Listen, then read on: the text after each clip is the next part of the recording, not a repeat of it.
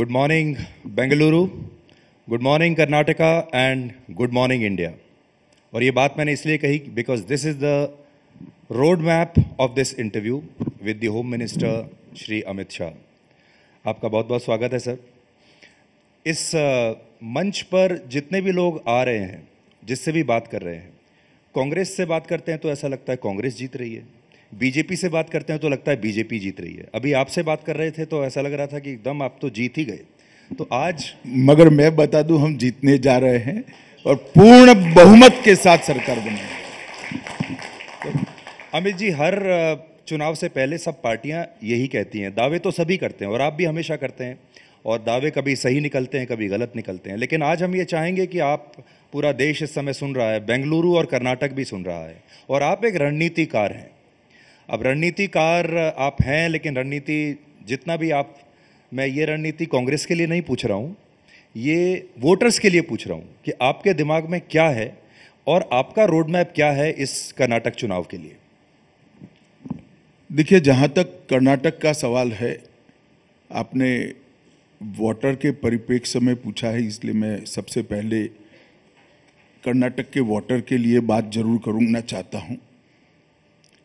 किसी भी राज्य के विकास के लिए ऐसी पार्टी को चुनना बहुत जरूरी है जो सामाजिक रूप से राज्य का एकीकरण कर सामाजिक न्याय में विश्वास रखती हो, सांस्कृतिक पुनरुत्थान और संस्कृति को मजबूत करना चाहती हो, गरीबी उन्मूलन के माध्यम से जनता के बीच में आर्थिक स्तर में समानता लाने का प्रयास करने वाली पार्टी हो, और चौथा, समग्र दृष्टि से विकास को आगे ले जाने वाली पार्टी हो।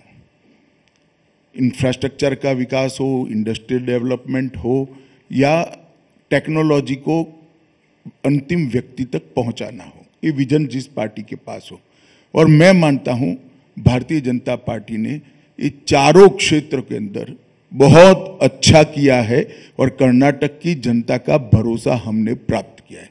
सबसे पहले मैं कहना चाहूँगा, जहाँ तक सामाजिक दृष्टि से न्याय का सवाल है, कर्नाटक के अंदर कांग्रेस सरकार ने गैर संवैधानिक तरीके से 4% मुस्लिम आरक्षण कर रखा था।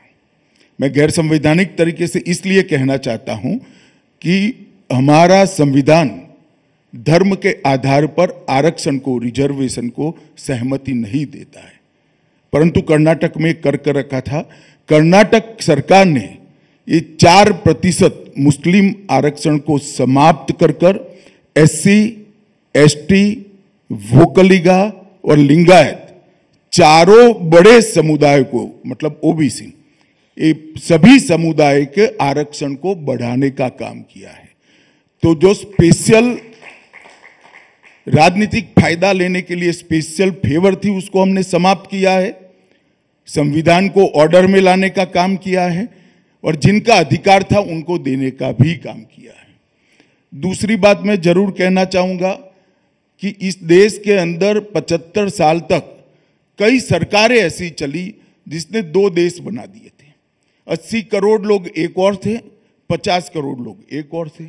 80 करोड़ लोग ना तो देश के अर्थतंत्र का हिस्सा थे, ना वो अपने आप को देश के राजनीतिक कार्यक्रमों में, मतलब चुनाव में, अपने आप को एक बड़ा बेनिफिशियरी देखते थे।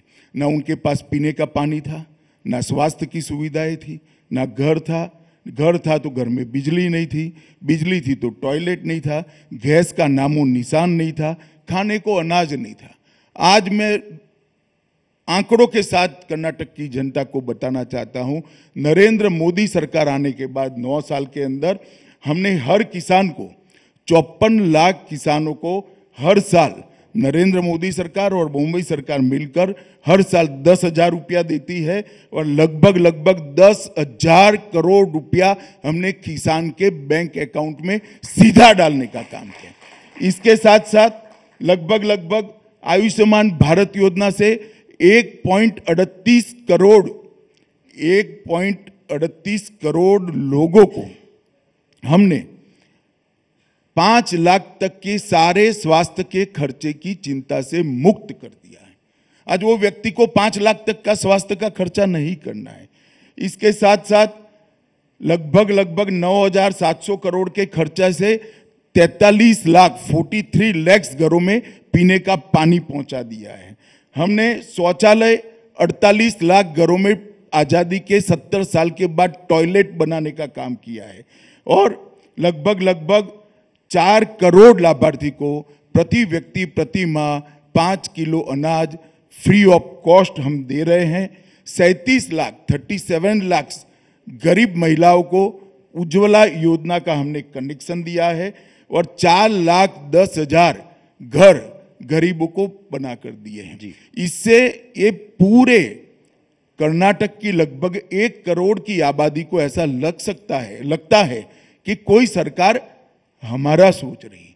और मैं कैटेगोरिकली कहना चाहता हूं कर्नाटक की जनता को, वो तभी संभव है जब डबल इंजन सरकार हो। ऊपर नरेंद्र मोदी की सरकार है और नीचे भी भारतीय जनता पार्टी की सरकार हो, तभी संभव है। क्योंकि कई राज्य सरकारों का हमारा अनुभव है कि नरेंद्र मोदी जी को यश मिलेगा ऐसे भय से नरेंद्र मोदी जी की गरीब कल्याण की योजनाओं को वो नीचे नहीं पहुंचने देती। जैसे दिल्ली में आयुष्मान भारत की योजना दिल्ली वालों को नहीं मिल रही है क्योंकि केजरीवाल जी को डर है कि मोदी जी की पॉपुलैरिटी बढ़ेगी। किसान सम्मान निधि कई सालों तक बंगाल के किसानों को नहीं मिली क्योंकि ममता जी नहीं चाहती थी कि बंगाल के किसान के अकाउंट में मोदी जी का चेक जाए। इसी प्रकार से आयुष्मान भारत योजना बंगाल में इंप्लीमेंट नहीं हो रही है। तो डबल इंजन सरकार है तभी ये सारे बेनिफिट नीचे जा रहे हैं।